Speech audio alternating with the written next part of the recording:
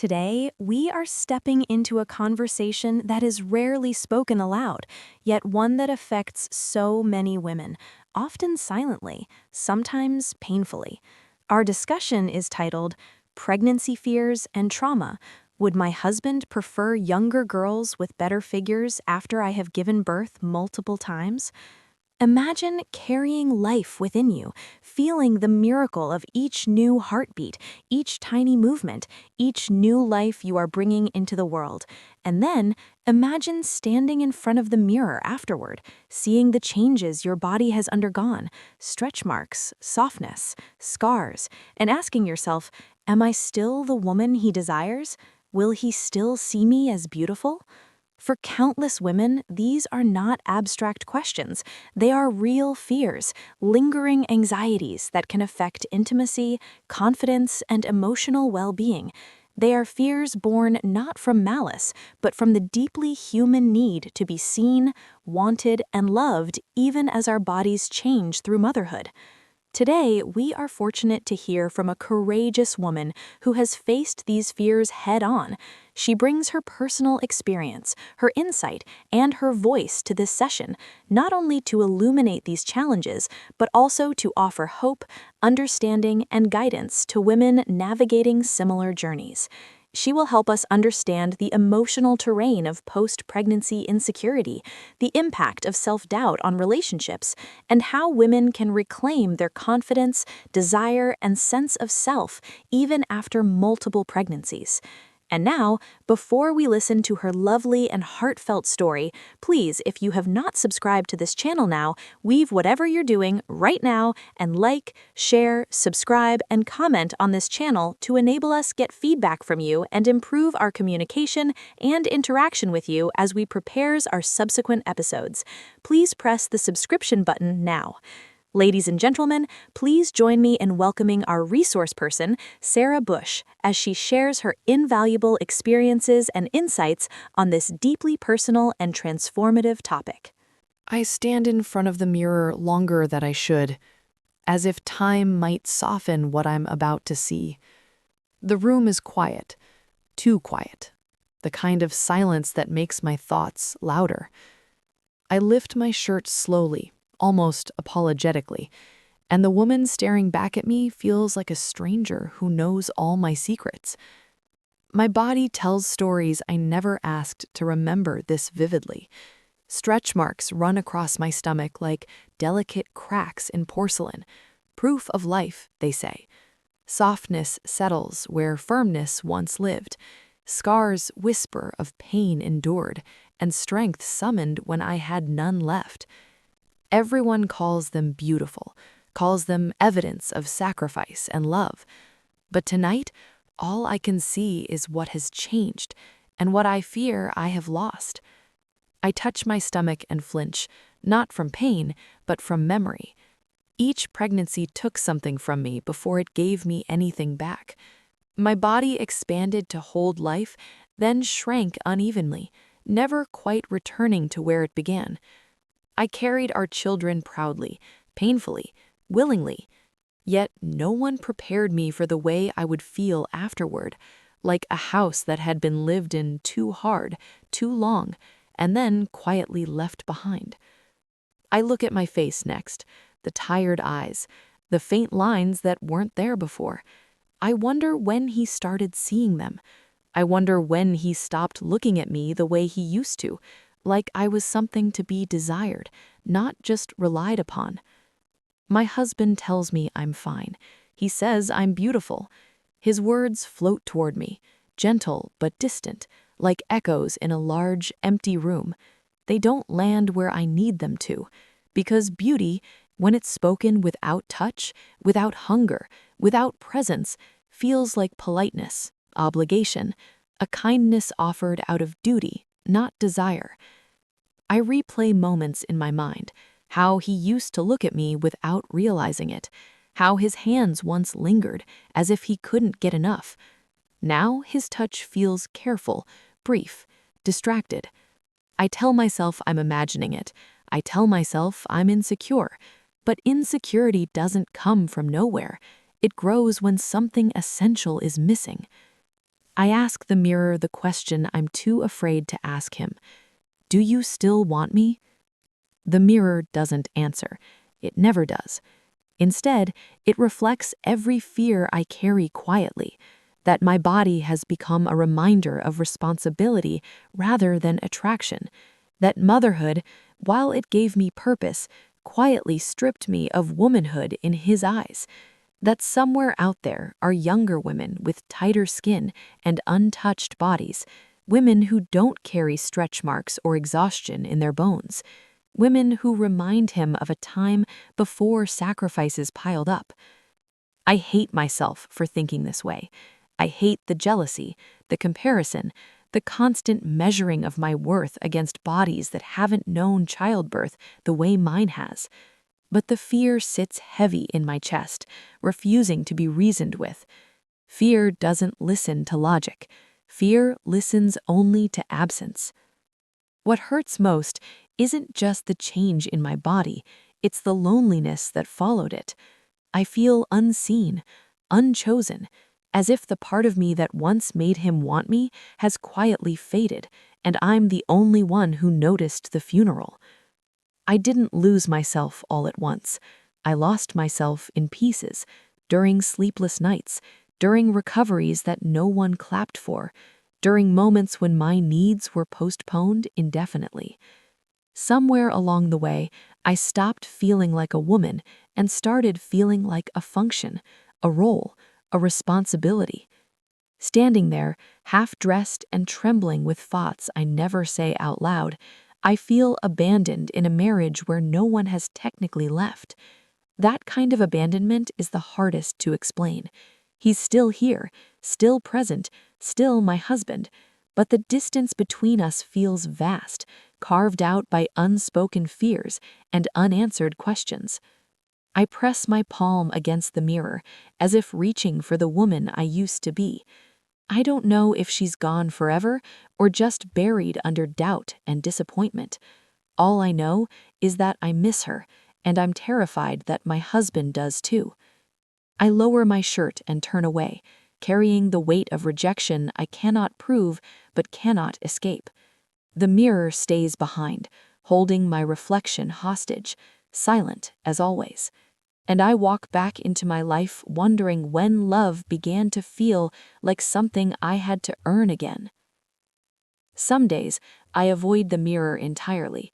Other days, like this one, I stand in front of it as if it owes me an explanation, as if at any moment it might soften its honesty and return the woman I remember. I don't rush. I never do. Rushing would mean pretending this doesn't hurt. The light is unkind. It settles into every curve and hollow, revealing changes I didn't ask for, but was told to accept with gratitude. I try to breathe steadily as I study myself, the way a stranger might, detached, careful, critical. My body looks like it has lived many lives, and in a way, it has.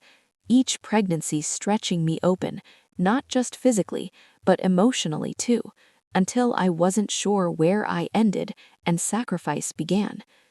I remember how proud I once felt of this body, how effortlessly I wore clothes, how confidently I moved, how natural it felt to be seen. Back then, being desired wasn't something I questioned, it was something I assumed. His eyes told me everything I needed to know. They lingered, they spoke, they wanted. Now I look for the same confirmation and find myself grasping at fragments. A compliment here, a quick touch there. Nothing sustained, nothing that makes me feel chosen. I trace a stretch mark with my finger, following its uneven path across my skin. People call them tiger stripes, symbols of strength and motherhood. I wish the words made them feel lighter. To me, they feel like evidence, evidence of how much I gave and how little of myself I recognize now. I carried our children here. I labored, I bled, I healed. I did everything I was supposed to do. So why do I feel like I failed at the one thing that mattered most, remaining desirable? Sometimes I wonder if my husband notices these marks the way I do, or worse, if he notices them and chooses not to look too closely. His silence frightens me more than cruelty ever could. If he criticized me, I could fight back, I could argue, but indifference leaves no place to stand. He doesn't reject me outright. That would almost be easier. Instead, he withdraws in ways subtle enough to deny, but consistent enough to wound. He's tired, he's stressed, he's busy. Aren't we all?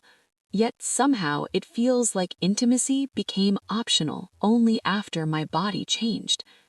I replay conversations in my head, searching for clues. Did I imagine the distance? Did motherhood make me too sensitive, too needy, too insecure? Or did pregnancy quietly move me from the center of his desire to the background of his life?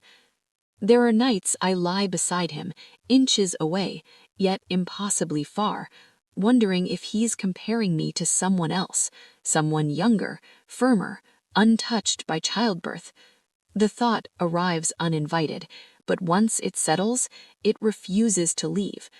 I hate myself for thinking this way, hate the jealousy, the comparison, the constant measuring of my worth against bodies that haven't known childbirth the way mine has. But the fear sits heavy in my chest, refusing to be reasoned with. Fear doesn't listen to logic. Fear listens only to absence. What hurts most isn't just the change in my body, it's the loneliness that followed it. I feel unseen, unchosen, as if the part of me that once made him want me has quietly faded, and I'm the only one who noticed the funeral. I didn't lose myself all at once. I lost myself in pieces, during sleepless nights, during recoveries that no one clapped for, during moments when my needs were postponed indefinitely. Somewhere along the way, I stopped feeling like a woman and started feeling like a function, a role, a responsibility. Standing there, half-dressed and trembling with thoughts I never say out loud, I feel abandoned in a marriage where no one has technically left. That kind of abandonment is the hardest to explain. He's still here, still present, still my husband, but the distance between us feels vast, carved out by unspoken fears and unanswered questions. I press my palm against the mirror, as if reaching for the woman I used to be. I don't know if she's gone forever or just buried under doubt and disappointment. All I know is that I miss her, and I'm terrified that my husband does too. I lower my shirt and turn away, carrying the weight of rejection I cannot prove but cannot escape. The mirror stays behind, holding my reflection hostage, silent as always. And I walk back in. There was a time when loving him felt natural, unforced, like breathing. I didn't have to wonder where I stood with him or question what he saw when he looked at me. His desire was loud then, obvious in ways that didn't need explaining. His hands found me without hesitation. His eyes lingered as if memorizing me. I never doubted that I was enough. Back then, my body didn't feel like something I had to defend or justify. I wore clothes without calculating angles or shadows. I laughed freely, moved freely, existed freely. When he touched me, I didn't stiffen with fear or anticipation of disappointment. I melted. I trusted that his touch meant want, not habit. I remember how he used to look at me, like I was the answer to a question he had been asking his whole life. The way his gaze softened, the way he smiled before he even realized he was smiling. I didn't have to compete with silence or distance. I didn't have to ask for reassurance. Love spoke for itself. Now those memories feel fragile, like photographs left too long in the sun, fading at the edges, losing their certainty. I replay them often, wondering if they were real or if I only remember them that way because I need to believe they existed. I cling to them because they are proof that I was once wanted without conditions. Sometimes I ask myself a question that hurts more than I admit. Is that the woman he fell in love with? Not me, but her. The version of me before pregnancies stretched my body and exhaustion reshaped my spirit. The woman who hadn't yet learned to doubt herself. The woman whose body hadn't been asked to give and give until it no longer felt like her own. Each pregnancy felt like a quiet negotiation I never agreed to. I gave my body to motherhood, trusting that love would remain untouched. But no one warned me that while my love grew deeper, my confidence would shrink. That while my heart expanded, my sense of worth would fracture. I wonder when love stopped being effortless and became something fragile, something I felt I had to earn again. Was it gradual, slipping away unnoticed? Or was there a moment, one glance, one hesitation, when something shifted and never fully returned? He doesn't say he loves me less, he doesn't say he wants someone else, but absence has a language of its own. It speaks in the way he no longer reaches for me instinctively, in how intimacy feels scheduled rather than spontaneous, in how I feel like a memory instead of a desire. I miss being wanted without needing to prove anything. Now I feel like my body is under quiet review, measured against an invisible standard I no longer meet. I feel as though love comes with a silent comparison to who I was, to who I'm not anymore, to women whose bodies haven't been altered by childbirth and sacrifice. The hardest part is not knowing whether this distance exists only in my mind or whether my fear is simply naming a truth he's too kind or too tired to say out loud. That uncertainty gnaws at me. It turns small moments into evidence, silence into rejection, space into abandonment. I lie beside him some nights, close enough to feel his warmth, but far enough to feel alone. I want to ask him if he still sees me as a woman, not just a partner in responsibility, not just the mother of his children, but the fear of confirming my worst thoughts keeps the question locked inside me.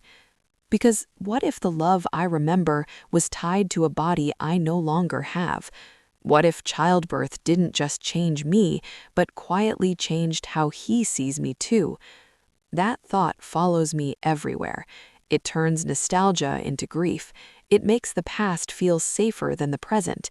When I remember when love felt effortless, it's not just longing, it's mourning. Mourning the ease, the certainty, the confidence I once had in his desire and in myself. And as I hold on to those memories, I can't help but feel like I've been left behind, not abandoned through action, but through evolution, like love moved forward and my body stayed behind, carrying the weight of everything it gave, while wondering if it gave too much. There was a time when loving him didn't require courage. It didn't require reassurance or explanation. It simply was. I didn't wake up wondering if I was still enough or fall asleep replaying moments for hidden meanings. Love lived in the ordinary then, in the way he reached for me without thinking, in the way his eyes searched for me in a room, in the certainty that I belonged exactly where I was. I remember how light my body felt, not because it was smaller or firmer, but because I wasn't constantly aware of it. I didn't negotiate with mirrors or brace myself before undressing. I didn't shrink my presence or apologize for taking up space. I existed without fear of being evaluated. His desire wrapped around me so naturally that I never imagined a day when I would doubt it. Back then, his touch felt like reassurance, not rushed, not distracted. It was deliberate, hungry, alive. When he held me, I didn't question whether he was remembering who I used to be instead of seeing who I was. I didn't wonder if I was competing with ghosts of youth or with women I'd never meet. I felt chosen, completely and without reservation. Sometimes I wonder if I took that certainty for granted. Or maybe certainty isn't something you protect, it's something you assume will stay because it always has. I didn't know how fragile it was until it began to slip away. Pregnancy changed everything slowly, quietly. Each time my body grew, my confidence shrank just a little. Each time I gave birth, I lost something unnamed, a softness in how I viewed myself, an innocence about being desired without consequence. I was praised for being strong, for being a good mother, for enduring pain, but no one praised me for still being a woman. And somewhere along the way, I stopped praising myself too. I remember the first time I caught him not looking at me the way he used to. It wasn't dramatic, it wasn't cruel, it was subtle, a glance that didn't linger, a touch that didn't follow through. I told myself it meant nothing, but insecurity is patient. It waits, it collects moments like evidence. Now, when I think of the early days, I ache, not just because I miss them, but because I don't know if they belonged to me or to the version of me that existed before my body changed. I ask myself questions that leave bruises behind. Did he love me, or did he love who I was then? Would that same love exist if he met me like this? These thoughts feel disloyal, yet they come uninvited. They grow in the spaces where reassurance should live. When intimacy feels rare or cautious, my mind fills in the gaps with doubt. I start to believe that love didn't disappear, it simply relocated, attaching itself to memories instead of the present. I notice how I behave now, how I hesitate before touching him, afraid to be met with indifference, how I wait for him to initiate so I won't feel rejected if he doesn't, how I prepare myself for disappointment before giving myself permission to hope. This is not how love is supposed to feel. Love shouldn't make you smaller. There are nights when I lie awake beside him, listening to his breathing, wondering if he ever lies awake thinking of me the way he used to. I feel invisible in the same bed where I once felt desired. That kind of loneliness is sharp. It cuts because it exists in the presence of someone you love. I mourn the version of myself who never questioned her worth, who didn't equate love with youth or desire with perfection, who believed that giving her body to motherhood wouldn't cost her intimacy. I didn't know I would have to grieve her while still living my life. When love felt effortless, I didn't fear being replaced. I didn't imagine myself competing with younger bodies or untouched skin. I didn't worry that time and childbirth were quietly moving me out of favor. That fear came later, planted by distance and watered by silence. And now when I look back, the memories feel almost cruel. They remind me of what once existed and force me to confront how far away it feels now. Love that was once easy now feels fragile, like something I could lose if I ask for too much, need too much, or reveal too much of my fear. I still love him. That hasn't changed. But loving him now comes with an ache I never expected, the ache of wondering whether love is still mutual in the same way, whether desire still lives where devotion remains. When love felt effortless, I didn't question if my body was worthy of it. Now, every doubt I carry traces back to that loss, to the moment love stopped feeling safe and started feeling conditional. And that is the quiet heartbreak I live with. Loving someone deeply while mourning the ease with which I was once loved in return. Every pregnancy was announced with smiles, congratulations, and gentle hands resting on my growing belly. People called it a blessing, and it was. I loved my children before I ever held them. I felt their presence inside me like a promise, like purpose. Yet beneath the joy lived a fear I never spoke out loud, a fear that grew quietly alongside them. With every pregnancy, my body changed in ways I could not control. It stretched, swelled, softened. I watched myself disappear inch by inch, replaced by a version of me that felt unfamiliar and fragile. I told myself it was temporary. I told myself love would survive this. But fear doesn't disappear just because you ask it to. It waits. I remember lying awake at night, one hand on my belly, the other clutching my doubt. I was carrying life, yet mourning parts of myself I felt I was losing forever. I wondered if my husband saw the miracle I was creating, or only the ways my body was changing. I wondered if he understood that while my body was growing stronger in one way, my confidence was quietly breaking in another. He was kind, he was present, but something felt different each time. His touch became gentler, less certain. His desire seemed to pause, as if my pregnant body placed me in a category where attraction was replaced by responsibility. I told myself it was normal. I told myself I was overthinking, but deep down I felt the shift. Pregnancy made me visible to the world, yet invisible to myself. My body was praised, photographed, admired for what it could do, but not for what it was. I was celebrated as a mother in progress, not as a woman still worthy of desire. And somewhere in that transition, I began to believe that motherhood and attraction could not coexist. Each birth felt like a victory and a loss. I survived pain I didn't know I was capable of enduring. I brought life into the world. But when the weight came off unevenly, when my skin didn't tighten back, when scars remained as permanent reminders, fear settled in deeper. What if this was the point where love began to retreat? I watched my husband adapt easily to fatherhood, while I struggled to recognize myself. He moved forward, confident in his role, while I stood still, staring at a body that no longer felt like mine. I wanted reassurance, but asking felt like admitting weakness, so I stayed silent, letting fear speak for both of us. With every pregnancy, I wondered if I was slowly erasing the woman he once desired. I wondered if love had limits, if it could withstand repeated changes, repeated sacrifices. I worried that each child brought us closer as parents, but further apart as lovers. What hurt most was not what he said, but what he didn't. He didn't say he no longer wanted me, but he also didn't say he still did in the way I needed to hear. His affection felt redirected, his attention divided. I began to feel like my body was no longer a place of intimacy, but a reminder of obligation. I loved my children fiercely. That love never came with fear or doubt.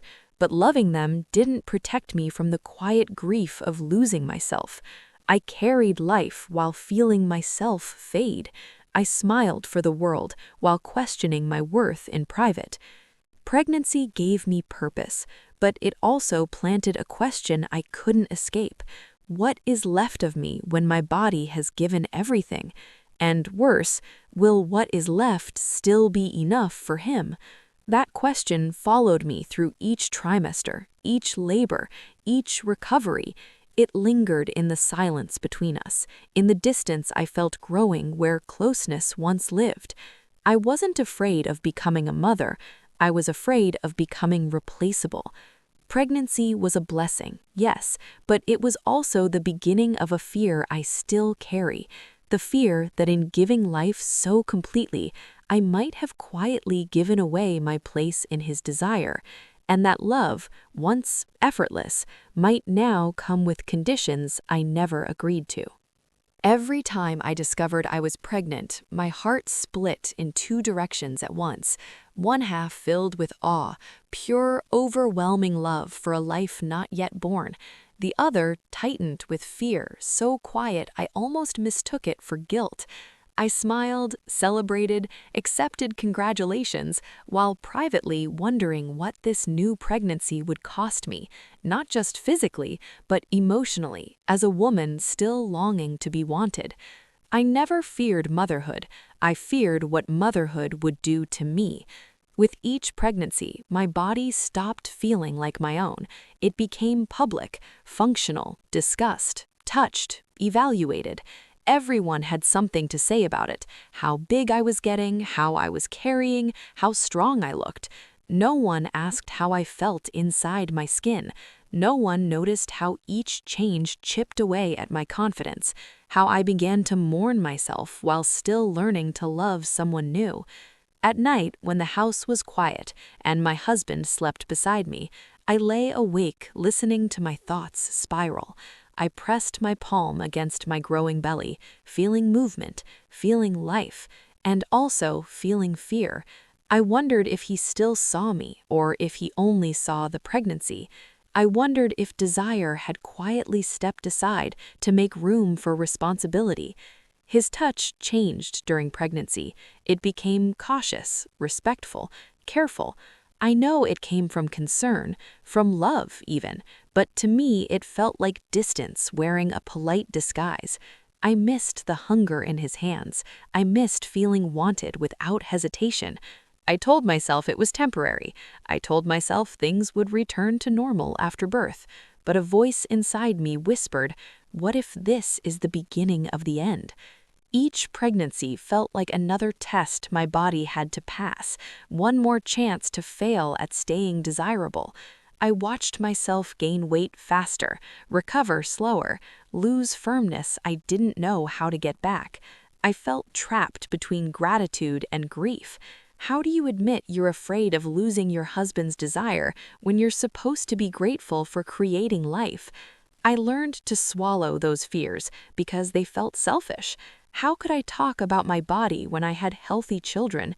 How could I admit that while everyone praised me for being strong, I felt unbearably fragile? So I stayed quiet. I carried life and silence at the same time.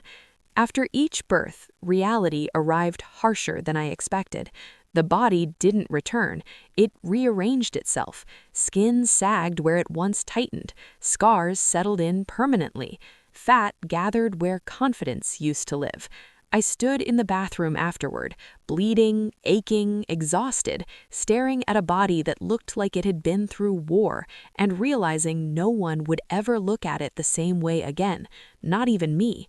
I waited for my husband to reassure me in the ways I needed, not just with words, but with desire, with urgency, with touch that said, I still want you.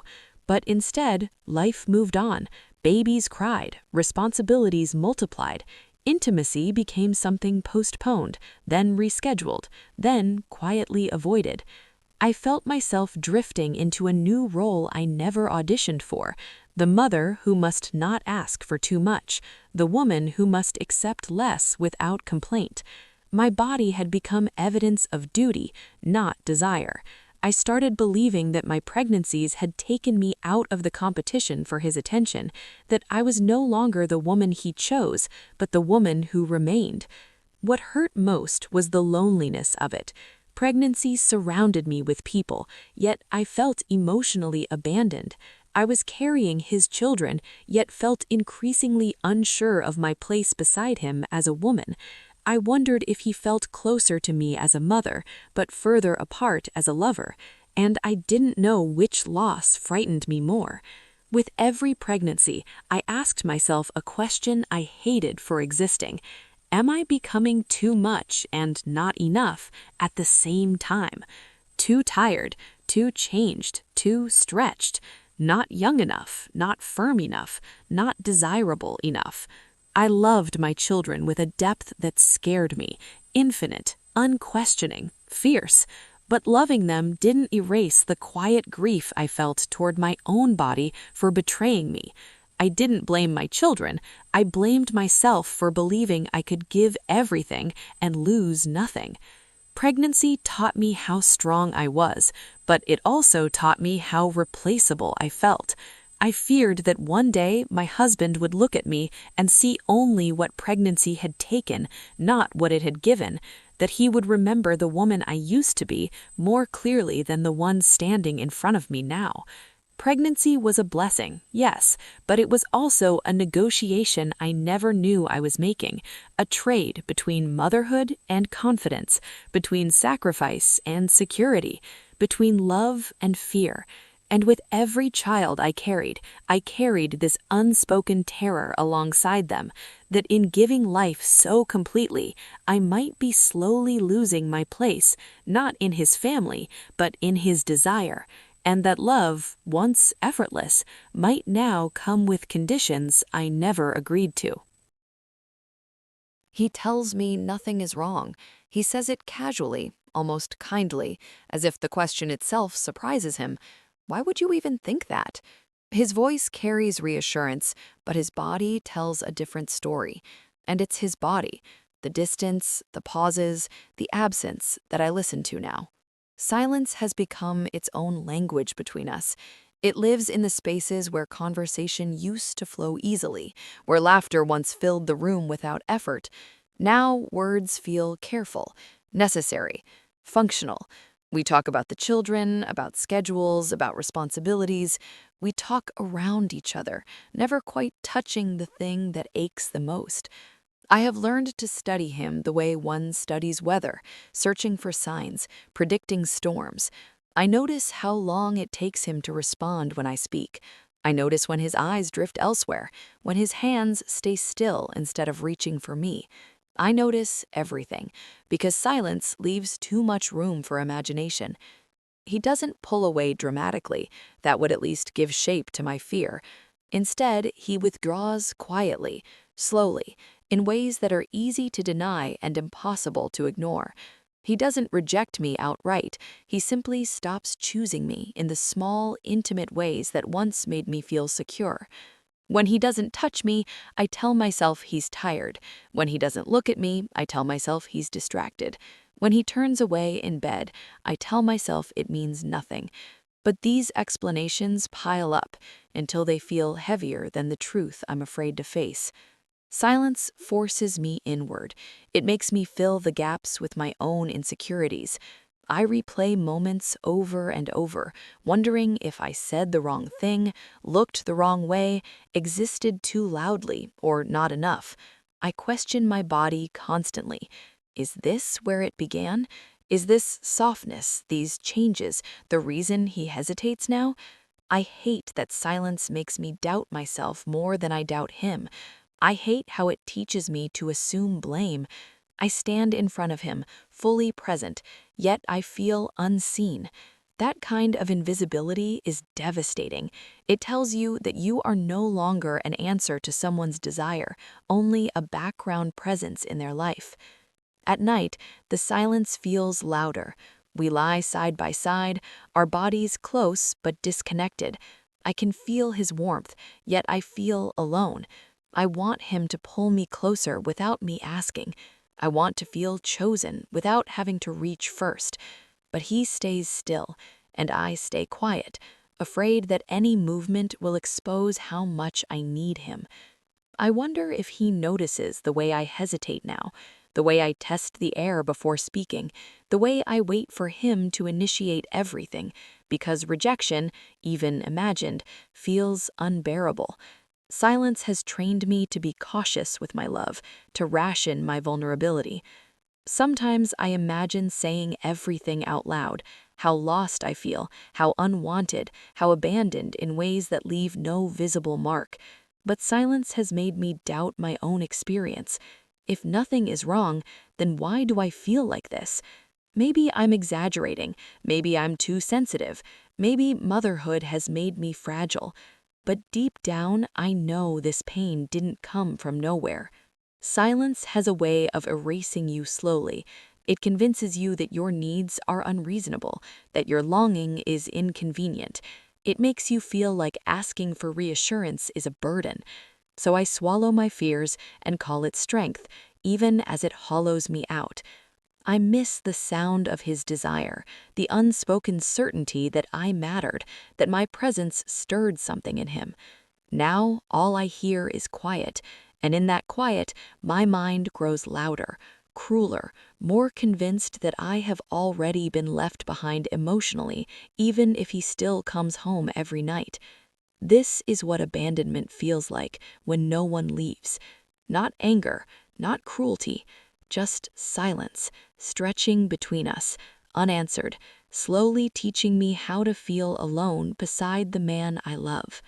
He says nothing is wrong, and I almost wish he wouldn't. Those words feel like a door gently closing, not loudly enough to protest, not clearly enough to confront. Nothing is wrong sounds reasonable, comforting even, but it doesn't match the life we're living inside our home. It doesn't explain the distance that sits between us like an uninvited guest we've both learned not to acknowledge. Silence has crept into our marriage slowly, so quietly that I didn't notice it at first. It arrived disguised as exhaustion, as responsibility, as adulthood. We were busy, we were parents, life was full, and yet, somewhere along the way, conversation stopped reaching the places it used to. Words became practical, necessary, safe. We talk, and he listens, but I don't always feel heard. I speak, and he responds, but not in ways that settle me. His answers feel careful, clipped, as if he's already somewhere else. When I finish a sentence, there is a pause, just long enough to make me wonder if I said too much, or too little, or something wrong.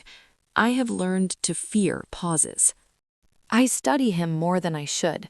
I watch how he moves through the room, how he avoids eye contact when I'm changing, how his hands stay busy with his phone or the television or anything that keeps them from resting on me.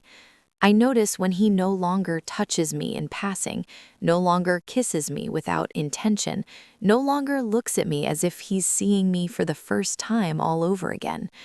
These are small things, insignificant things maybe, but small things used to be everything. Silence leaves space, and my insecurities rush in to fill it.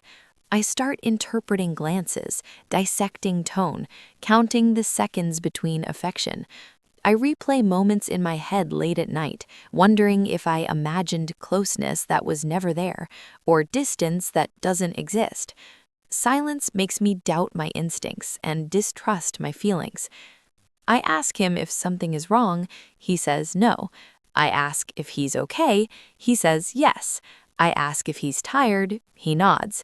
The conversation ends there, always there, and I'm left holding questions I no longer know how to ask without sounding needy, dramatic, or ungrateful.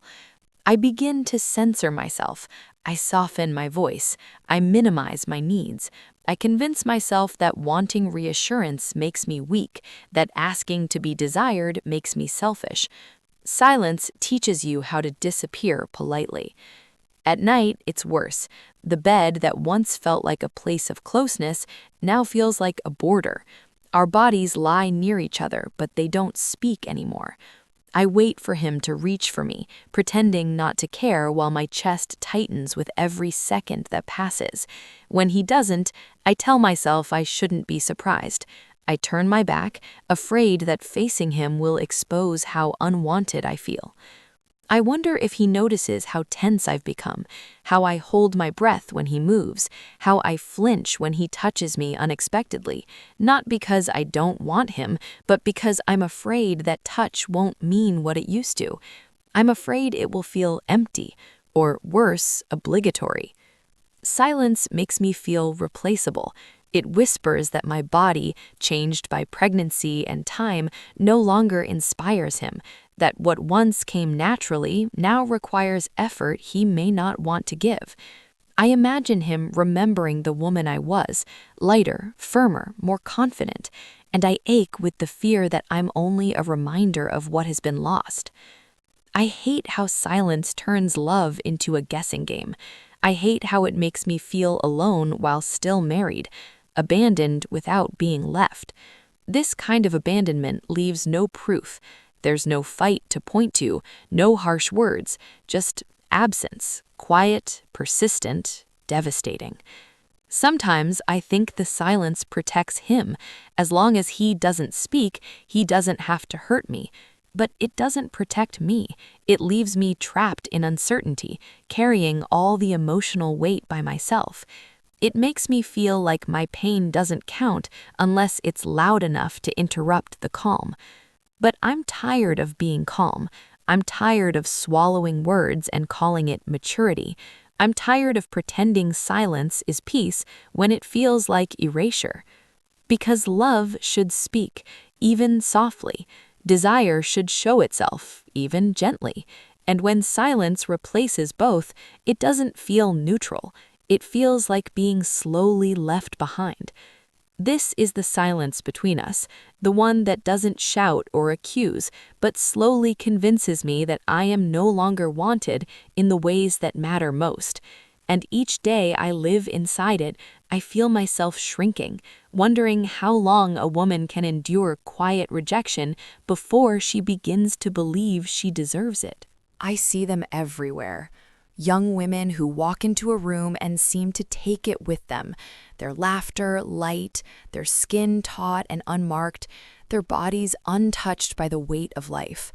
I watch them move with a confidence I once had, a freedom I once claimed without thought, and I wonder, does he see them too? I catch myself scanning their shapes, their smiles, their effortless charm, and my chest tightens. I don't mean to measure myself against them, yet it happens automatically. Every stretch mark, every sagging curve, every line on my face feels magnified in contrast. My body has lived and carried life.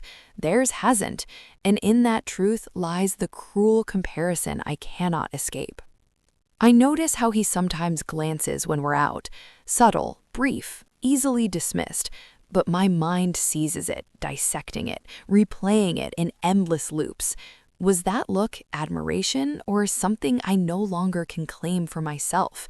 My insecurities rush forward, whispering that I am fading, that my youth and beauty have a time limit, and that time has passed. I begin to feel like I'm running a race I never signed up for, a race against time, against bodies that remain untouched by childbirth, against skin that doesn't sag, against thighs that don't remember late nights of feeding and sleepless worry. I didn't know I was competing, but every glance I imagine from him makes me feel like I am. I remember when I didn't think about this, when love felt effortless and desire seemed natural. I didn't measure myself against anyone else because I didn't need to. I felt wanted simply for being me. Now, every reflection in a store window, every smiling woman passing by, every glimpse of someone younger triggers panic in my chest.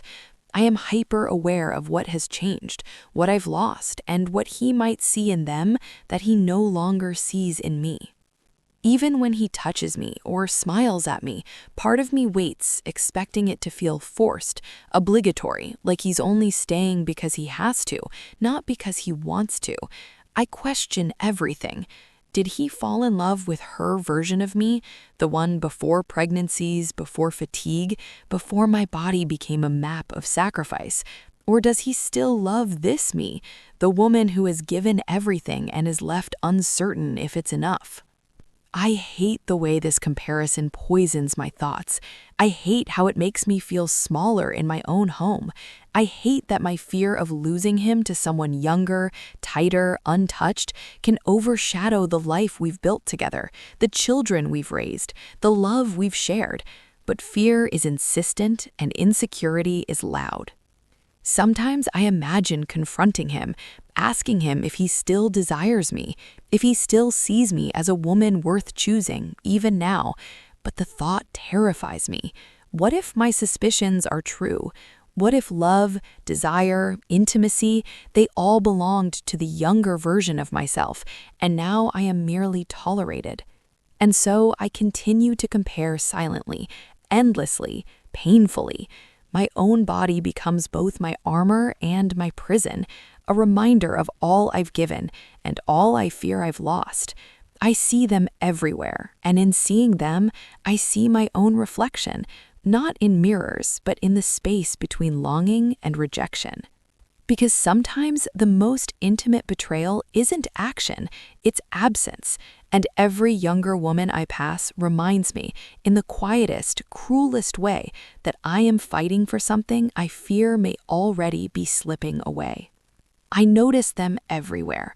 On the street, in cafes, at work, in the supermarket, women with skin that glows as if untouched by life's weight, women who laugh without hesitation, women whose bodies move freely without evidence of bearing children. Their presence makes me shrink in subtle, painful ways. I feel the contrast between me and them acutely, like a mirror that refuses to lie. Every sagging curve, every stretch mark, every softened line of my body suddenly feels magnified, as if the world is marking me as different, less desirable, less wanted, less whole. It's not that I want to compare. I hate that I do, but insecurity doesn't ask permission. It creeps in idle moments, in the corner of a shop, in the glance of a man walking past, and then it comes crashing in. What if he sees them the way I used to be seen? I notice subtle things in him now, small glances I might have ignored in the past, a momentary pause, a slightly prolonged stare, a smile he doesn't direct at me. My mind seizes these moments, replaying them again and again, turning speculation into fear. I imagine him imagining her, her tighter skin, her youth, her carefree movements, her body untouched by the demands of life and motherhood. And suddenly I feel like I am invisible in my marriage, fading into the background of memories and what once was. The comparison is relentless. I measure myself against bodies that never carried life, against laughter that never masked exhaustion, against forms that never knew the weight of sacrifice. I didn't sign up for this race, yet every day it seems I am competing, whether I want to or not. It's a silent, exhausting contest, desire against desire, beauty against youth, the proof of what I have given against the ease of what they were born with. I remember when I didn't think about these things. When we first met, his eyes told me I was enough. His touch reminded me I was desired. Love felt effortless, unburdened by comparison. But time and pregnancy changed all that. Each child reshaped my body, and with each change, I began to question whether he still loved the woman who now lives in these softer, scarred, tired curves. I begin to fear that the man who once looked at me with raw desire now looks at me with polite affection, if at all. Sometimes, in moments when he reaches for me, touches me briefly, or smiles my way, I wait for a confirmation that may never come. I want to feel chosen, wanted, desirable.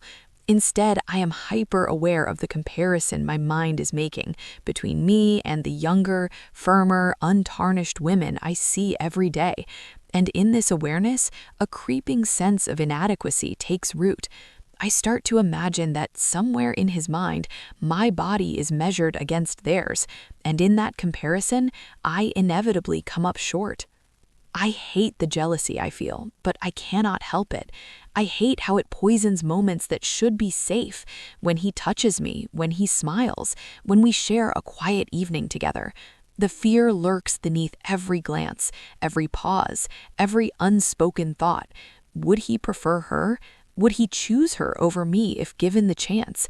And the cruelest part is that I don't have proof. He hasn't left. He hasn't abandoned me outright. But silence, absence, and subtle distance speak louder than any words ever could. The younger women I see every day with their perfect, unscarred bodies and effortless confidence become mirrors for my deepest insecurities. In their presence, I feel diminished. In his absence of longing, I feel rejected. I compare silently. I measure my worth in quiet, painful ways. I feel my beauty slipping away with every glance at someone else, every reflection in a mirror that refuses to flatter me. And yet, I cannot stop, because deep down, I am afraid that if I stop noticing, if I stop fearing, I might finally have to face the truth I dread most, that the man I love may have already stopped seeing me as a woman and begun seeing only what I've lost. Every day, every moment, I feel this quiet battle raging inside me, the tension between what I've given, what I am, and what I fear I am no longer enough for. And it is exhausting, it is relentless, it is lonely. I don't just see younger women.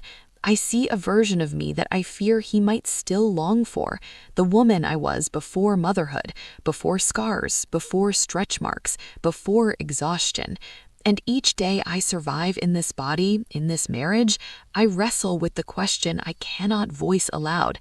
Am I enough? Or am I already being silently replaced in his desire by someone who hasn't yet carried life in her bones? This comparison is more than vanity. It is survival, a desperate, quiet attempt to claim my place in his eyes, in his heart, in the desire that once felt effortless and now feels uncertain, conditional, and painfully fragile. Being naked used to feel natural. It was warmth, closeness, trust, a conversation without words. Now it feels like a vulnerability I cannot bear. My own skin feels foreign to me, marked and softened in ways I did not anticipate, and every curve, every line, every scar reminds me of life I carried, and the desire I fear has been lost. When he reaches for me now, I flinch. It isn't anger, it isn't resentment, it's fear. Fear that he's only touching me out of obligation. Fear that his desire no longer belongs to me, but to a memory of who I once was. I tense at every caress, questioning whether he is truly present or merely going through the motions.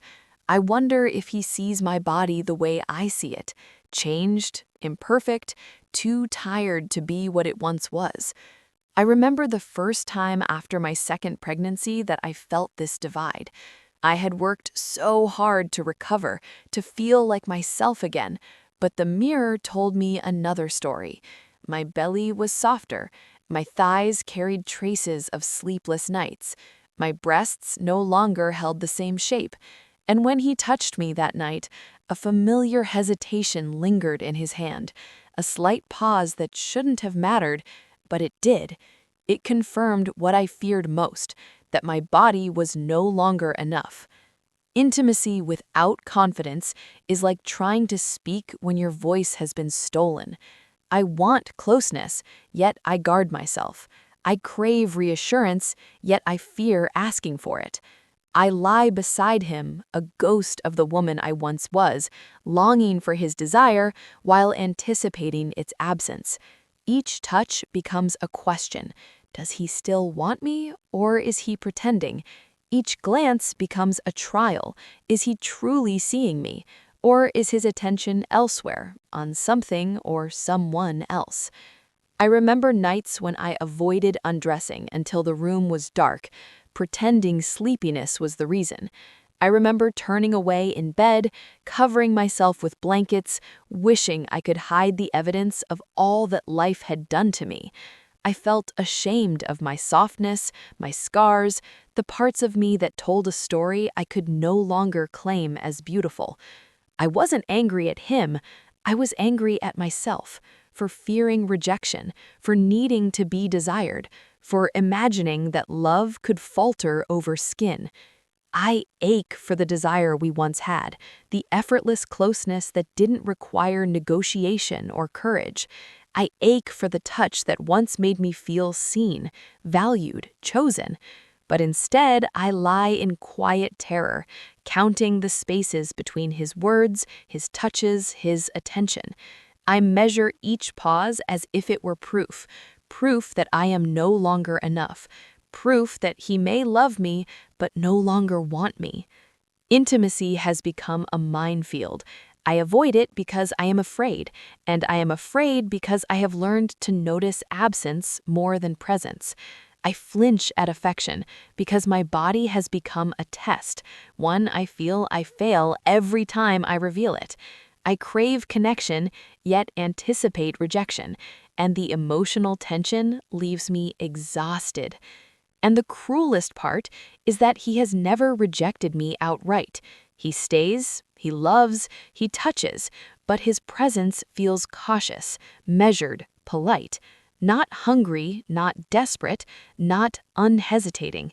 It is love without desire, affection without passion, and I feel abandoned in that. Being naked is no longer about closeness. It is exposure. It is vulnerability with no promise of acceptance.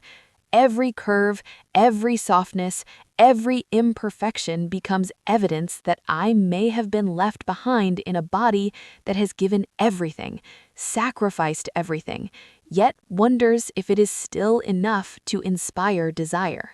I lie there, trembling slightly, carrying the weight of every pregnancy, every scar, every lost inch of firmness, and I ask the question I dare not voice aloud. Does he still see me as a woman, or am I now only the mother of his children? Intimacy without confidence is a constant negotiation with yourself, with your body, with the person you love most, and sometimes it feels like losing, over and over, in silence. There was a time when intimacy felt effortless. Being naked with him was safety, closeness, trust. It was warmth that had nothing to do with temperature, desire that didn't need justification. But after pregnancy, after carrying and birthing multiple children, that ease disappeared. My body, once familiar and confident, has become a landscape of fear, scars, softness, and change. Every line and curve is a reminder of life I've created and of a desire I fear may no longer exist. When he reaches for me now, I flinch, not out of anger, not out of resistance, but because fear has rooted itself so deep I cannot move freely. I flinch because I imagine that he is pretending to want me, pretending attraction, pretending that the woman lying beneath his hands is the one he desires. I flinch because I am convinced that my body, shaped by motherhood and sacrifice, is no longer enough. I remember the first nights after my second pregnancy. My belly sagged, my thighs carried traces of sleepless nights and nursing, my breasts had changed shape, and I stared at myself in the dim light of the bathroom, wondering how he could still want me. When he came to bed, I felt his hand pause, subtle, almost imperceptible, and my heart sank. I couldn't tell if it was hesitation, fatigue, or disinterest, but my mind filled in the silence with fear, and that was enough to make me shrink from his touch. Intimacy without confidence is a cruel paradox.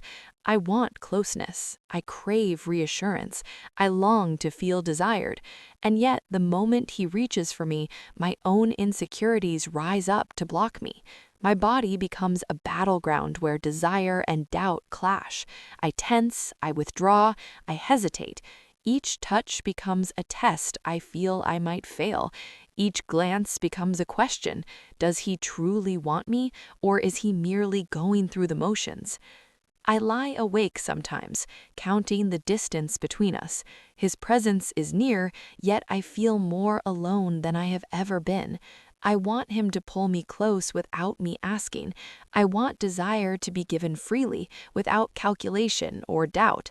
But desire no longer comes naturally between us. It has been replaced by caution, restraint, and a careful politeness that leaves me feeling abandoned even in bed beside him. I avoid undressing until the room is dark, pretending fatigue or forgetfulness. I cover myself with blankets, hoping he won't notice the areas I feel most vulnerable about.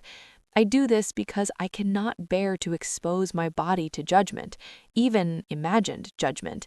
I cannot risk his attention feeling obligatory rather than genuine, his touch feeling polite rather than passionate. And yet, I yearn for it. I yearn to feel chosen, to feel desired, to feel seen.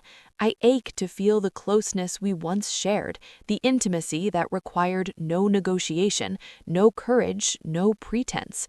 But the years and the pregnancies have left me cautious, afraid, hesitant. My desire is constantly weighed against the rejection, the fear that he might prefer someone younger, firmer, untouched by motherhood. The cruelest part is that he has never rejected me outright. He is here, he loves, he touches, he smiles, and yet his presence feels cautious, measured, restrained. Love is there, but desire feels conditional, fleeting, fragile. It is the kind of love that doesn't announce itself in hunger or urgency.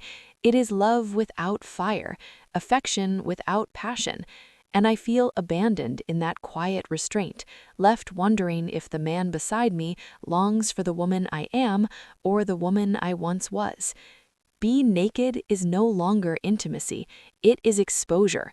Every curve, every softness, every imperfection is evidence of the life I've given, the sacrifices I've made. And every moment I carry the fear that giving everything might have cost me the one thing I crave the most, the certainty that I am still desired, still chosen, still a woman in his eyes. Intimacy without confidence is exhausting. It's a constant negotiation with your body, your mind, your fears, and your partner. It's walking on a tightrope over the silent question that haunts every touch. Does he still want me, or am I only the mother of his children now? I lie there, trembling slightly, wishing for reassurance, but terrified to ask, hoping for passion, but fearing only indifference, hoping for closeness, but expecting distance.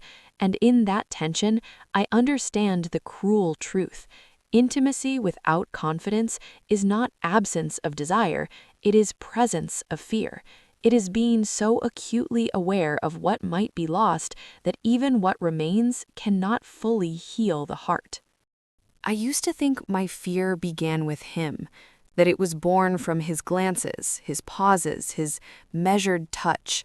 But now I realize it didn't start there. My fear is older, deeper, and heavier. It began long before I met him, long before love and marriage and motherhood became my reality. It began with words whispered casually, stories overheard, and lessons learned without ever being taught. I grew up hearing them, women being replaced, left behind, forgotten. Mothers, aunts, neighbors, everyone seemed to carry a quiet warning. Beauty fades, youth slips away, and a woman who is no longer desired is a woman who is forgotten. They didn't say it outright, not always, but the implication was there, threaded into casual comments about age, appearance, husbands, and what men notice. I learned early that a woman's worth could be measured, judged, and found lacking based on skin, shape, and youth. I carried those lessons quietly, storing them in the corners of my mind. I carried them into adolescence, into young adulthood, into marriage. I carried them unknowingly into my pregnancies. Every stretch mark, every softening curve, every line I earned through motherhood became evidence I feared he might measure against another woman, another body, untouched by life, untouched by time. And because I had been taught to believe my value was fragile, I felt powerless before the inevitable changes. Motherhood didn't just change my body, it awakened this old trauma. I had sacrificed so much, my comfort, my sleep, my energy, my confidence, and I had done it willingly, for love, for children. And yet I began to feel that sacrifice wasn't enough, that somewhere my husband might unconsciously compare me to women who hadn't given so much, who hadn't carried life in their bones. And that fear, that haunting possibility, filled me with guilt and shame for even thinking it. I never spoke about this trauma, not to friends, not to family, not to him. How could I? It wasn't about him. It was about all the subtle lessons I had internalized, the stories I had absorbed, the fears that had lived quietly in me for decades. And yet it shaped the way I felt about him, about myself, about intimacy, about desire. It made me hyper-aware, constantly scanning for signs that I might not measure up, that I might be silently replaced, that love could exist without desire. Pregnancy multiplied these fears. Each new life added evidence that my body was changing in ways irreversible, visible, undeniable. I would look at myself in mirrors and see not just a mother, but a woman whose worth seemed increasingly tied to a fading youth. I would catch his eyes on occasion and wonder if he saw me, or the body I used to be, or the body he might now silently compare to younger, firmer, untouched women. And every glance I imagined, every hesitation I felt, echoed the trauma I had carried all my life, that a woman's value is fragile, conditional, replaceable. The most painful part is knowing that none of this is his fault. He hasn't rejected me, he hasn't left, but the fear lives in me, amplified by my history, whispered into life by voices that long preceded our marriage. It whispers in the pauses, the silences, the unspoken questions I can't stop asking. Am I enough? Is my body enough? Is my desire enough? Would he choose me or someone else if given the chance? I realize now that my insecurity is a combination of old wounds and present fears. The trauma I never spoke about intersects with the changes my body has endured. It shapes the way I flinch at intimacy, the way I shrink under his gaze, the way I compare myself to every younger, untouched woman who passes by. It convinces me that abandonment can exist without departure, that rejection can live in silence, and that desire is always conditional. This is the truth I carry quietly every day, the fear that my worth is measured not by the love I give, but by the body I inhabit. And because that fear has been in me longer than him, it is patient, persistent, and relentless. It shapes every intimate moment, every thought about myself, every glance I imagine him giving elsewhere. The trauma I never spoke about has made me hypersensitive, painfully aware, and deeply insecure. It has made me question love, desire, and my place in his eyes. And it has taught me that sometimes the hardest battles are not fought outside, but inside, in the quiet spaces where fear, memory, and doubt intersect, whispering that I might not be enough and that perhaps I never will be. I used to believe my fear began with him, that it was born from the subtle changes in his gaze, the way his touch sometimes hesitated, or the silence that had grown between us. But now I understand that fear is far older than our marriage. It didn't start with him. It started with words I heard when I was a child, with stories whispered and repeated about women being replaced, about husbands looking elsewhere, about beauty fading and worth being measured by appearance. I can still hear the echoes of those warnings in my head. A man always notices the younger one. Beauty is fleeting, and if you lose it, you lose him. You must always take care of your body or someone else will. They weren't said maliciously, they were casual, passing comments, but they planted seeds, seeds that grew quietly inside me, hidden but persistent, waiting for the right moment to bloom into the fears I now carry. I carried that fear into adolescence, into adulthood, and eventually into marriage. I carried it silently, never speaking of it because who would understand? Who could understand that a child's overheard remark could shape the way a woman perceives herself decades later? That a warning meant to prepare me for life could become a lens through which I measure every glance, every touch, every unspoken thought of a man I love. Pregnancy magnified those fears. Each child changed my body in ways I could not reverse. My belly stretched, my skin softened, my breasts sagged, my thighs carried new weight. I looked at myself in mirrors and saw a map of sacrifice, evidence of lives I had created and nurtured, but also a body that seemed to drift further from what the world told me a man desires. I felt the weight of that knowledge pressing down on me. If love could be measured by desire, by admiration, by hunger, then what chance did I have? I see now that my trauma shaped the way I interpret him. It tells me to read too much into pauses, to dissect every glance, to imagine rejection where none may exist. It tells me that even kindness, even patience, even love could hide disappointment or a longing for someone else. And because this trauma has lived inside me so long, it is patient, persistent, and insidious. It finds its way into every intimate moment, every interaction, every silent space between us. The most painful truth is that none of this is his fault. He has never left me, never abandoned me, never spoken words meant to wound. And yet the fear persists, like a shadow that refuses to leave, whispering that I am never enough, that my body is no longer enough, that the love I give, whole, unwavering, sacrificial, is not enough to secure desire, attention, or the certainty that I am still seen as a woman, not only as a mother. This trauma intersects with my body's changes after pregnancy, making me hypersensitive to every detail: the way he touches me, the way he looks at me, the way he may glance at someone else, at a younger, firmer, untouched woman. Every subtle shift feeds the old wound, reminding me that a woman's worth, I was taught, is fragile, conditional, and constantly at risk. And yet, the cruelty of it is quiet. It lives in the silence between words, in the hesitation before intimacy, in the pauses where love should feel effortless. It tells me that abandonment doesn't need to be dramatic. It can exist as absence in presence, as indifference masked by kindness, as desire quietly slipping into memory instead of dwelling in the here and now. The trauma I never spoke about has made me hyper-aware, fragile, and insecure. It has taught me to flinch at touch, to question affection, to doubt love even when it is offered freely.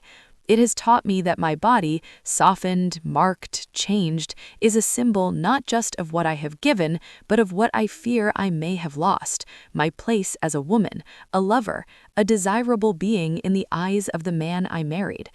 Every day I carry it quietly, in every glance, every hesitation, every thought of myself compared to others. It is a constant companion, whispering that I may never be enough, reminding me of the stories I heard as a child, and shaping the way I experience love, desire, and intimacy. This is the trauma I never spoke about: the fear that my worth is fleeting, conditional, and tied to a body that has changed in ways I cannot reverse. It is the fear that no matter how much love I give or how many children I bear, I may still be silently abandoned, replaced in desire if not in life. And it has shaped everything I feel about myself, my husband, and the intimacy that once felt effortless, but now feels like walking a tightrope over a chasm I fear I cannot survive. I gave my body to motherhood willingly. Every sleepless night, every stretch mark, every ache and exhaustion was a choice I made out of love, for my children, for the life we were building. I embraced the changes, convinced that the joy of motherhood would outweigh any cost to my body, my confidence, or my sense of self. I thought love would be enough to make me feel whole, even as my body shifted and softened with each new child. But sometimes that love comes with a bitter aftertaste. I resent how invisible my sacrifice feels. I resent that the labor of carrying life, birthing life, and nurturing it is noticed by everyone else, by friends, family, strangers, but seems almost invisible to the man I gave everything to. I stand before him, tired and scarred and softened, and I wonder, does he see me? Does he see the woman who carried life in her body, who bore the weight of everything with courage and strength, or only the softened curves and the fatigue that accompany it? Motherhood has made me proud, but it has also made me afraid. I am proud of what my body has done, what it has endured, what it has created. Yet I am afraid that the very body that brought life into this world is no longer a body that inspires desire, that the love I feel, the care I give, the sacrifices I make are not enough to secure his hunger, his admiration, his longing. I love fiercely, but in the quiet corners of my mind, I feel abandoned in ways I cannot voice. Sometimes I wonder if love should require me to disappear to be appreciated. If I am too visible, too tired, too soft, too real, does that make me less desirable? Do I have to mask the evidence of my sacrifices, hide the changes motherhood has brought, in order to be seen as a woman worth wanting? It feels cruel, this unspoken rule. I gave my body, my energy, my youth, my shape, and sometimes it feels as though my husband only notices the parts that remain untouched by time, the remnants of the woman I once was. And yet, he is here. He loves me. He does not leave. But love without desire, love without hunger, love without recognition of sacrifice, it feels hollow. It feels like survival, like tolerance. And I am left questioning whether my life, my body, my devotion is enough to make me feel wanted, truly chosen, truly seen as the woman I am beneath the exhaustion and softness. I am caught between pride and grief. pride in my resilience, in my ability to give life and nurture it, grief for the parts of myself that have been quietly erased, my confidence, my freedom to feel beautiful, my certainty that I am still desired. Motherhood has reshaped me, physically and emotionally, and while I am grateful for it, I also feel the sting of what has been lost, the admiration, the longing, the unhesitating desire that once made me feel fully alive as a woman. Sometimes I stare at him and wonder if he remembers the woman I was before children, before exhaustion, before life layered over my body like so many invisible weights. I love him, I admire him, and yet in those quiet moments, I feel resentment. Resentment that the body that has given everything is no longer enough. Resentment that the sacrifices made out of love are not mirrored in desire, and resentment that I am made to feel invisible even when I am present. I gave my body to motherhood willingly. I gave my heart, my energy, my youth. But I am learning that love, even deep and abiding love, can sometimes coexist with loneliness, invisibility, and quiet abandonment. And that realization is as painful as it is inescapable. I gave my body to motherhood willingly. Every stretch mark, every scar, every softened curve was a testament to love. Love for my children, love for the life we were building together. I surrendered myself without hesitation, convinced that joy and fulfillment would outweigh the changes, that sacrifice was its own reward. I told myself that love, our love, would see beyond what my eyes now show, that it would hold me in a way that celebrated my body for what it had achieved rather than what it had lost. But love has its own complications, and sometimes it doesn't protect against resentment. I resent how invisible my sacrifice feels, even in the quiet moments when I am beside the man I love. I see him glance at me sometimes, his eyes patient, kind, but measured, and I feel a pang of doubt. Does he see the woman who labored, who bore children, who carried life and sleepless nights with courage and strength, or only the softened curves, the fatigue, the evidence of time and motherhood that I cannot erase? Motherhood has made me proud, yes. I have watched life blossom from my body and my care, but it has also made me painfully aware of what is lost.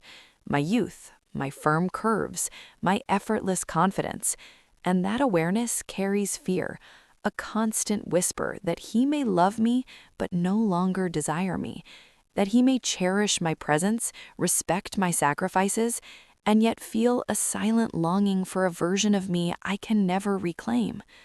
I begin to ask impossible questions in the dark. Love, I wonder, should it require me to disappear to be appreciated? Should my existence, softened and changed, only be valuable if I shrink myself, hide my curves, my scars, my tiredness, the evidence of my labor, so that admiration remains intact? Sometimes it feels as if I must erase my body to maintain desire, must hide the proof of motherhood to remain a woman in his eyes. And yet he is here. He loves me. He has never left. But love without visible hunger, without longing, without celebration of sacrifice, it feels hollow. It feels like survival rather than passion. And I cannot help but feel abandoned, even as he sits beside me, even as he tells me I am beautiful. Because when beauty is spoken but not touched with desire, when love is shown without intensity, it does not fill the void that my fears have created. I am caught in a constant tension between pride and grief. Pride in my resilience, in the life I have carried, in the children I have nurtured, and grief for the confidence, the freedom, and the desire that have quietly slipped away with each pregnancy, each birth, each night spent awake, exhausted, giving without expectation of return. Motherhood has reshaped me, physically and emotionally, and while I cherish it, I also mourn the woman I once was, the one who felt unapologetically beautiful, wanted, and desirable. Sometimes I stare at him across the room and imagine him remembering me as I was before children.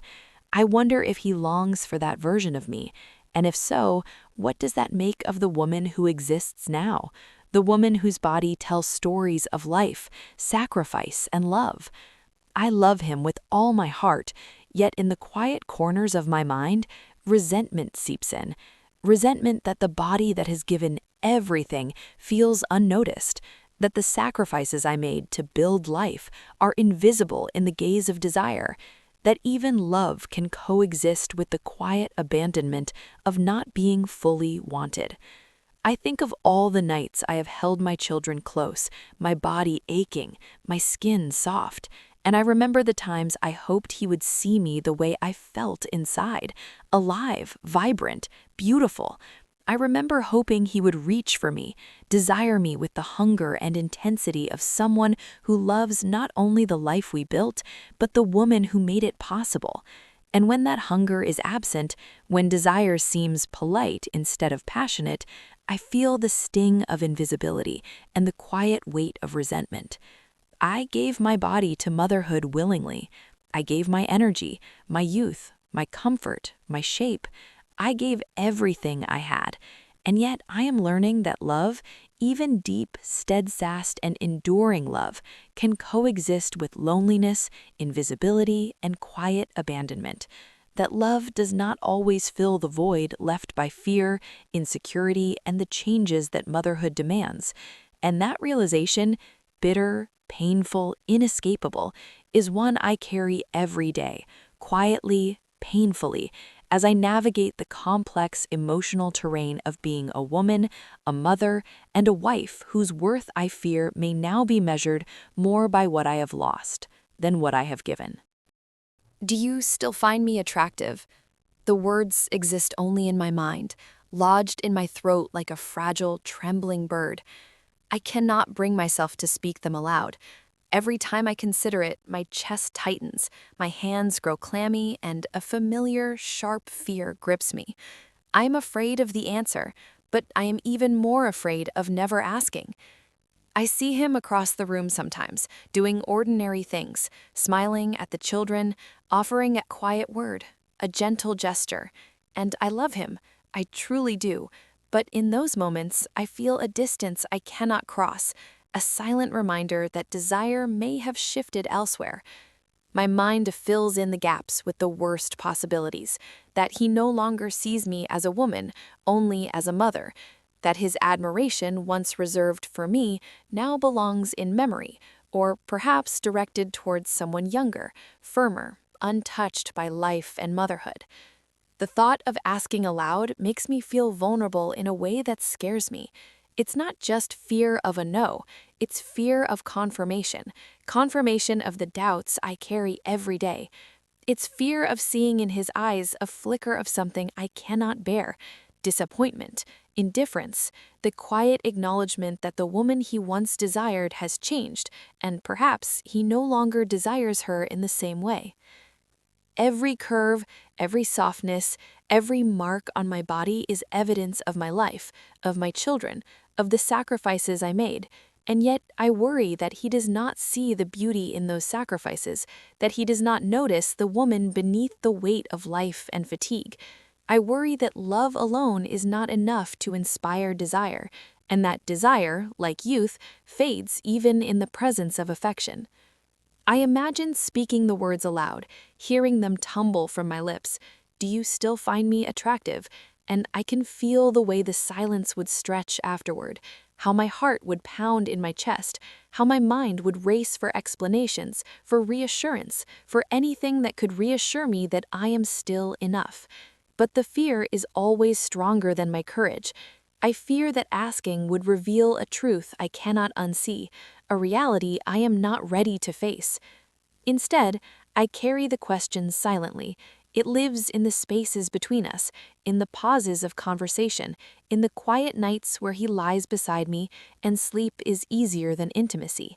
It follows me into mirrors, into conversations, into the small moments where I measure my worth against what I fear he may prefer elsewhere. It is heavy, persistent, relentless. And yet, even in this fear, I cannot stop hoping. I hope for a glance that lingers, a touch that reassures, a whisper that affirms that I am still desired, still wanted, still a woman in his eyes. I hope that he sees what I cannot see in myself, that the body that has changed, softened, and scarred is still worthy of his longing. I wonder if he notices my hesitation, my withdrawal, the way I flinch at intimacy even as I crave it. Does he sense the question that lives inside me, or does it go unnoticed, swallowed by my silence, leaving me to wrestle with it alone? The question I am afraid to ask is more than about attraction. It is about recognition, validation, and the fear of being invisible in the one person whose eyes I long to meet. It is about knowing, deep down, that love may remain, but desire may have shifted, and that desire is fragile, conditional, and easily lost. So I remain silent. I carry the question with me like a secret wound, a pulse beneath my skin that aches with longing and fear. I do not speak it aloud, not yet, because to speak it is to risk everything I hold dear, and I am not sure I am ready to survive the answer. Even so, the question will not leave me. It follows me into every quiet moment, every night of self-doubt, every glance in the mirror, every imagined glance towards someone younger, firmer, untouched by time and motherhood. And in its silence, I feel both trapped and alive, trapped in my fear, alive in my need, desperate for reassurance, desperate for desire, desperate to know that I am still seen, still wanted, still enough. Do you still find me attractive? The words are a fragile ember burning in my chest. I cannot bring myself to speak them, though they live in every thought, every glance, every quiet heartbeat when I am near him. They are lodged in my throat, heavy and trembling, choking me with their unspoken weight. I fear the answer, but more than that, I fear the silence that comes if I never ask. I watch him sometimes, without meaning to. A fleeting glance, a casual smile, a touch that lingers slightly longer than usual, and my mind begins to race. I imagine how he might perceive me now, my softened curves, the sag of my breasts after nursing, the faint stretch marks on my belly that tells stories of life I carried.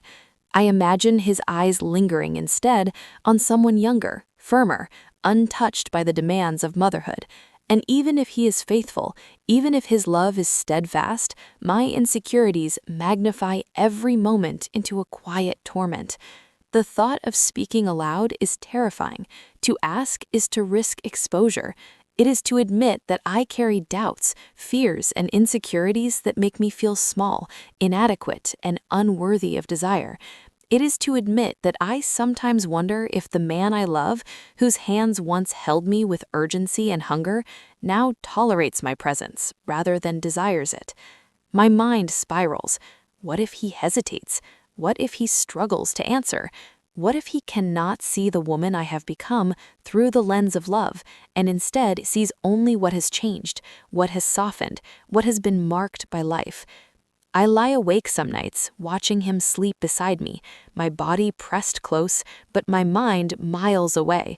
I feel the distance between us in the quiet moments, in the absence of hunger or longing that used to feel effortless. Desire has become measured, polite, cautious. Even in love, there is a space between us, a space filled by my questions, my fear, and my silent plea to be seen. I imagine asking him the question, hearing the words escape trembling lips. Do you still find me attractive? I imagine the pause that follows, the way the air would feel thick and suffocating as I wait for a response. I imagine the weight of his answer, how it could confirm the worst fears I've carried for years, that love remains, but desire has shifted, migrated to a memory of who I once was, or to someone who has yet to bear the marks of life. And yet, even in my fear, hope persists. I hope for reassurance, for an affirmation that my body, softened, scarred, reshaped, is still worthy of his longing. I hope that he sees me not just as a mother, but as a woman who gave herself fully, who loves fully, who is still capable of inspiring passion. I want to hear that he desires me, still chooses me, still sees beauty where I see only imperfection.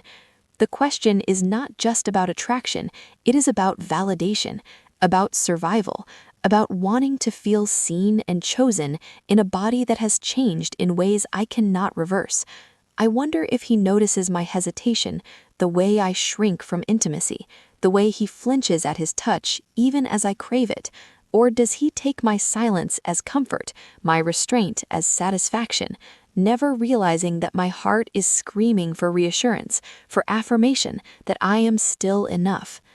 Carrying this question silently has become its own torment. It follows me everywhere, in the mirror, in reflections of younger women, in his fleeting glances, in the quiet moments between us. It is a pulse beneath my skin, a constant reminder that desire is fragile, fleeting, and conditional. I fear that if I never ask, I may live with the doubt forever.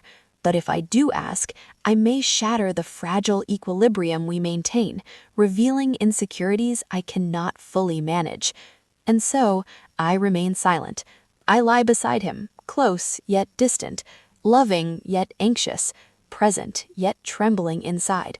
The question lives in my chest, a quiet, burning ember of longing, fear, and unspoken need. I want to feel chosen. I want to feel desired. I want to be seen as a woman, not just a mother, not just someone who gave everything. I want the certainty that I am still enough to inspire longing in the man I love. But for now, the words remain trapped, and the silence stretches between us like a canyon I cannot cross. A canyon filled with love, yes, but also with fear, insecurity, and the haunting possibility of emotional abandonment even in his presence.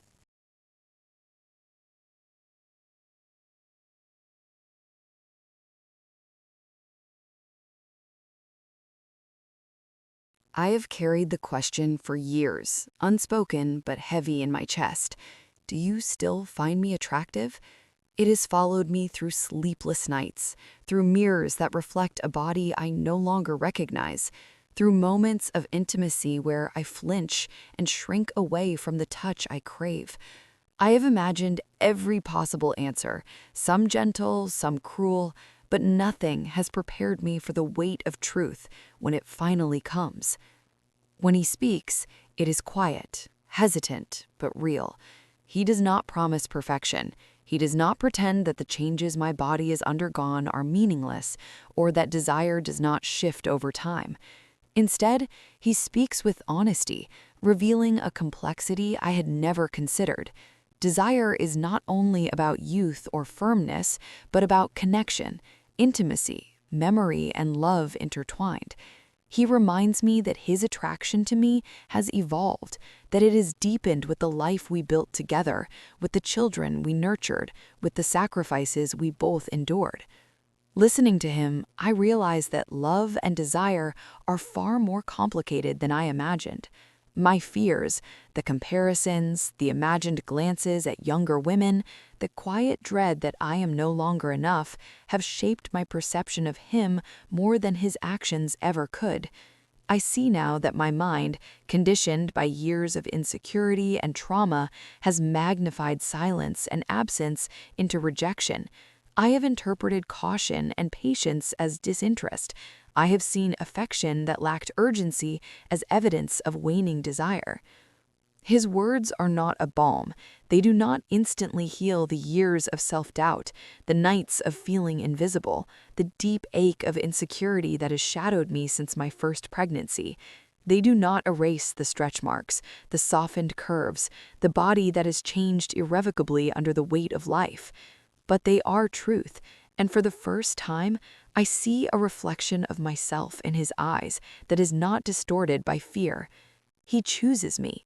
He desires me, not as I once was, not as some imagined ideal, but as the woman I have become, mother, lover, survivor, flawed and whole. Even so, hearing his truth is complicated. My wounds do not disappear. Years of fear and rejection have carved deep channels in my heart. I still flinch at intimacy, still doubt my body, still compare myself to younger, firmer women whose laughter seems effortless. His words begin to counter the narrative I have built in my mind, but the scars of doubt run deep, and healing is slow. Each affirmation he offers must compete with decades of internalized fear, stories of replacement, and the quiet torment of self-judgment. I realize that love is patient, but desire is not always immediate. Love can persist even when insecurity rages, even when bodies change and confidence falters. Desire can adapt, evolve, and grow, but it also requires openness, vulnerability, and trust. Hearing his truth challenges me to confront the ways I have abandoned myself, the ways I have allowed fear to dictate my perception of him, and the ways I have assumed rejection where none existed. There is relief, yes, but also lingering pain. Relief that he chooses me, pain that I doubted him for so long. Relief that his desire is not dictated solely by my physical appearance. Pain that I have internalized a lifetime of trauma, teaching me to measure my worth by what I fear I have lost. Relief that his words are real. Pain that healing will require me to trust not just him, but myself and my own body as a woman still worthy of longing and desire. In that moment, I understand the fragile, complicated truth of intimacy after motherhood. It is not simple, it is not immediate, it is layered, evolving, sometimes tentative, often messy, but it is real. Desire and love can coexist even in bodies that carry the marks of life, even in hearts that bear scars of fear, doubt, and insecurity. And hearing his truth for the first time, I glimpse a path forward, not one that erases my fears, but one that allows them to coexist with love, intimacy, and the reassurance that I am still enough, still chosen, still desired. And perhaps, I realize, that is what I've been longing for all along. Not perfection, not youth, not a body untouched by life, but recognition, desire, and love for the woman I am today, in all her vulnerability, all her scars, and all her strength. For years, I have carried the question silently, like a stone lodged in my chest. Do you still find me attractive? I have imagined every possible answer, rehearsed every scenario in my mind, and yet the truth remained unreachable because I could not bring myself to ask. I watched him across the room sometimes, his presence warm, his love steady, and my insecurities whispered relentlessly. He is with you, yes, but does he truly desire you? Does he long for you the way he once did? Or has the passage of time, the changes in your body, shifted that desire elsewhere? When he finally speaks, it is not with grand declarations or dramatic assurances. It is quiet, measured, but deliberate.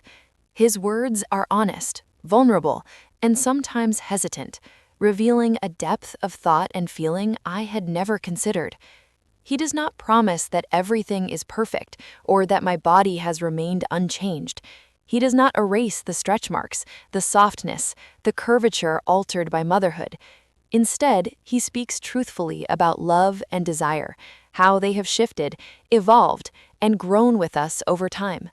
Listening to him, I begin to see that desire is not only about physical perfection, about youth, or about untouched bodies.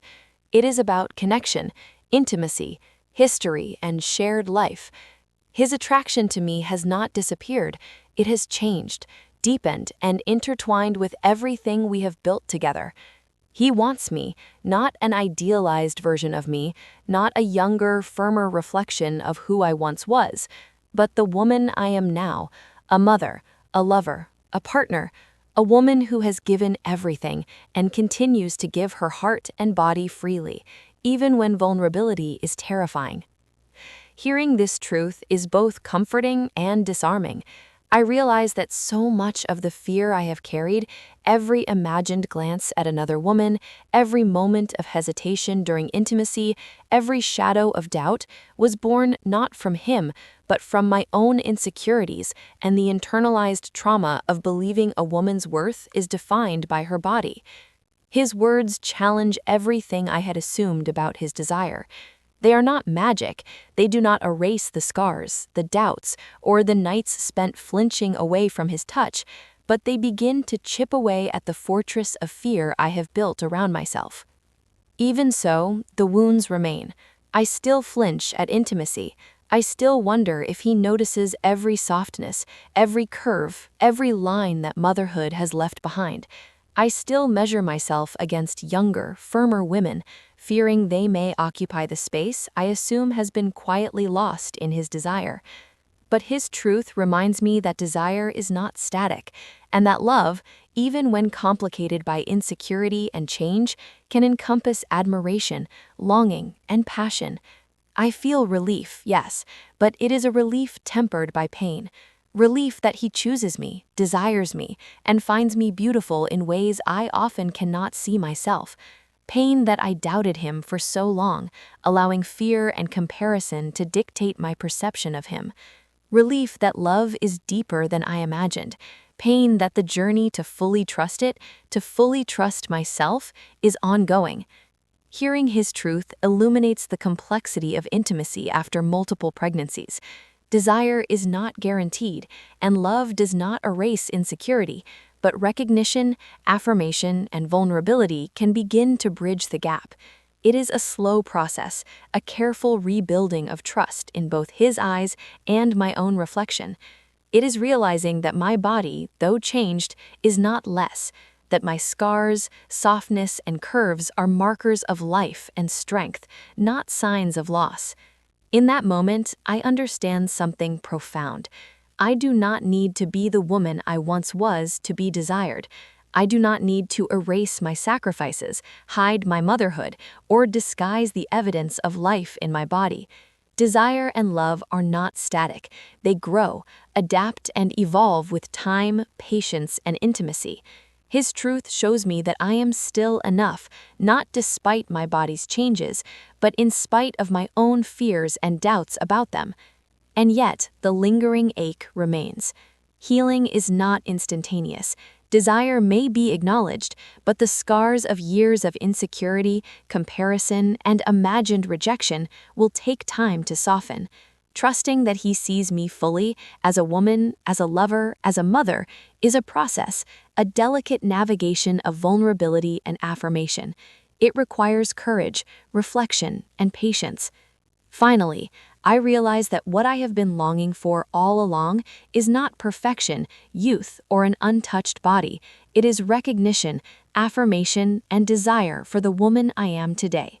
A desire that acknowledges the scars, the softness, the strength, and the love I bring. His truth does not erase my past fears, but it gives me a foothold, a small, steady assurance that I am still chosen, still wanted, and still capable of inspiring passion, even as I continue to navigate the insecurities that life and motherhood have etched into me. For years, I have measured my worth by the reflection in his eyes, by the subtle cues of attention or indifference. I allowed his desire, or my perception of its absence, to define how I felt about myself, my body, and my place as a woman.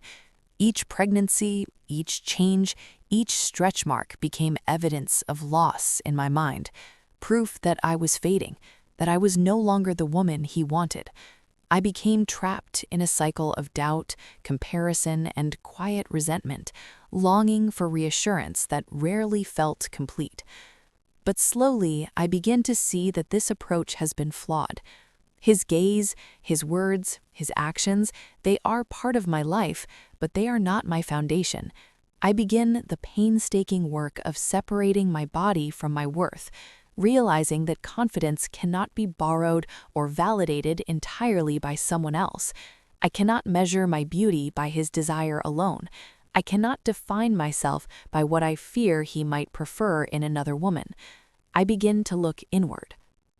I study my body in the mirror, hesitantly at first. I trace the soft curves of my belly, the marks left by life, the subtle sag of breasts that have nourished my children, and slowly, with effort, I begin to see a different story. These marks are not failures, they are evidence of survival, of endurance, of creation. Each scar, each softened line is a testament to the life I brought into the world, the love I poured into it, the sacrifices I made willingly, fiercely, fully. My body is no longer a battlefield of fear. It is a map of what I have lived, and that, I begin to understand, is beautiful in its own right. Learning to see myself again does not erase the years of doubt or the lingering insecurity.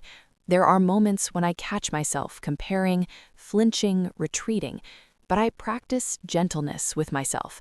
I remind myself that desire is not the same as worth, that being chosen by someone else does not validate my existence, and that love, even his, cannot be the sole measure of my confidence. I begin to give myself permission to feel beautiful without apology, to occupy space without fear, to exist without constantly questioning whether I am enough. I start to take small steps in reclaiming my body. I wear clothes that make me feel seen. I touch my skin without shame. I allow myself to move, stretch, and dance in ways that remind me of freedom rather than judgment. I notice the way my body responds to care and movement, and slowly I remember what it is to feel alive in it again. The process is uneven, filled with setbacks and triumphs alike. Some days the doubt crashes back with full force. Other days, I glimpse the woman I am reclaiming, and it feels like breathing for the first time in years. And as I build this fragile, growing confidence, I see a shift in my relationship with him. I am not seeking validation as urgently. I am present, yes, but I am no longer defined by the shadows of imagined rejection or comparison. Desire between us becomes more genuine, more reciprocal, because it is no longer burdened by the weight of my insecurity. I am beginning to show up fully, not only for him, but for myself, and in doing so, I find that I am desirable in ways that cannot be measured by youth or perfection, but by the courage and authenticity I bring into our intimacy. The journey is far from over. Self-confidence, after years of feeling invisible and unworthy, is a slow, uneven climb. There are moments of doubt, flashes of fear, and reminders of the trauma that has shadowed me. But I carry a new awareness. My worth is intrinsic. My body is a vessel of life, love, and resilience. And my value as a woman, a mother, and a partner does not rest solely on the gaze of another, but on my ability to honor and embrace myself fully, even when the scars and softness remain. Learning to see myself again is both reclamation and revolution. It is saying to the mirror, to the world, and quietly to him, I am here, I am enough, I am desired, not because I am perfect, but because I am whole, because I am me. And slowly, with patience, I begin to believe it. For years, I measured myself through the lens of his gaze. Every glance, every pause, every hesitation became a verdict on my worth as a woman. My body, once a source of pride, had become a landscape of anxiety. Stretch marks, sagging skin, softening curves. They were not symbols of life or survival in my mind, but evidence of loss, loss of youth, loss of shape, loss of the woman I once believed he loved. Each pregnancy added a layer of both wonder and insecurity, and each child I bore left me feeling simultaneously proud and afraid. Proud of what my body could do, afraid of what it might no longer inspire. The slow work of reclaiming myself begins with acknowledging that my worth is not his to define. I begin to separate my body from his approval, to disentangle confidence from the fear of rejection. I start to see that the admiration I crave cannot be the foundation of my self-esteem. It can complement it, yes, but it cannot create it. I am learning that I have the right to see myself as worthy, desirable, and complete, even if my body is not the one I once idealized. I stand before mirrors I once avoided, studying my curves and lines with a tentative curiosity. My belly, marked by the evidence of multiple pregnancies, is no longer a source of shame. The stretch marks running across my hips and stomach become stories of survival, proof of the life I carried and nurtured. My breasts, once firm and youthful, now hang differently, bearing the memory of children fed and comforted.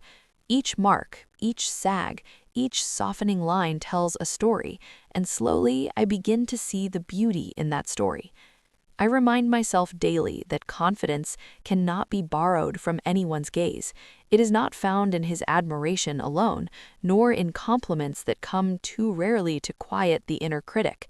Confidence must be built from the inside, cultivated in the quiet moments when I touch my body without judgment, when I allow myself to move freely, when I choose to look at myself and whisper, "You are enough." This work is neither simple nor immediate. Some days the fear and doubt return in full force, crashing over me in waves of insecurity. I flinch at intimacy. I compare myself to younger women. I wonder if he longs for someone untouched by time and motherhood. But the difference now is that I recognize these thoughts for what they are: echoes of past trauma and societal messages, not facts about my value or desirability. I am learning to meet these thoughts with compassion instead of surrender. I begin small, wearing clothes that make me feel alive, moving my body in ways that remind me it is strong and capable, allowing myself to touch my skin and see softness without shame. I smile in the mirror at the woman staring back, not a perfect body, not an untouched body, but a body that has endured, created, and survived. And each small act becomes a seed of confidence, slowly pushing back against years of doubt and self-judgment. As I begin to reclaim my own perception of myself, I notice subtle shifts in my relationship with my husband. I am no longer waiting for validation, no longer shrinking in response to imagined disappointment. Desire between us feels more authentic, more reciprocal, because it is no longer overshadowed by my fear of inadequacy.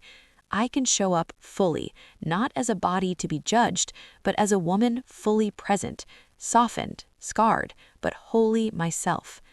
I also begin to acknowledge the emotional weight I have carried silently: the fear of rejection, the imagined comparisons to younger women, the quiet torment of assuming he might desire someone else. Reclaiming my body is inseparable from reclaiming my heart and mind.